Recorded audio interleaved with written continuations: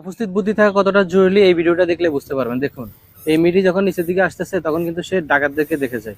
তখন কিন্তু সে এমন একটা অভিনয় করে ফেলে যে সে অন্ধ। দেখুন, এই ডাকাতরা কিন্তু এই বিষয়টা বুঝে উঠতে পারেনি। দেখুন শেষ পর্যন্ত কি হয়। দেখুন, সে এমনভাবে ভাবভঙ্গি দিয়ে এখানে আসলো যে এই ডাকাত দুজন কিন্তু মনে করতেছে যে সে অন্ধ। একজন কিন্তু সেটা সন্দেহ করেছিল, কিন্তু আরেকজন বলল যে না, সে সত্যিকার অন্ধ। আমরা এখান থেকে সবকিছু নিয়ে পালিয়ে গেলে সে বুঝতে পারবে না। তো এই লোকটা বুঝাচ্ছে যে সে অন্ধ। প্রথমে কিন্তু দুইজনই মাস্ক পরা ছিল, মানে এমনভাবে পরা ছিল যেন তাদেরকে চেনা না যায়।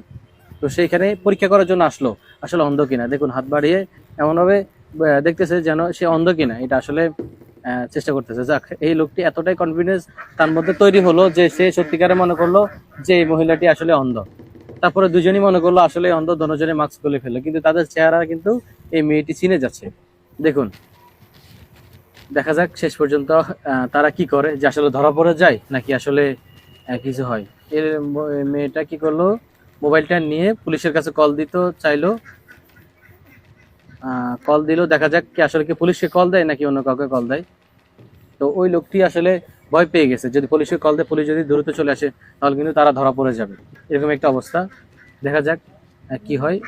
না, মেয়েটা এমন ভাবে ভাবভঙ্গি করতেছে মনে হচ্ছে যে সে পুলিশকে নয় বরং অন্য কাউকে কল দিচ্ছে।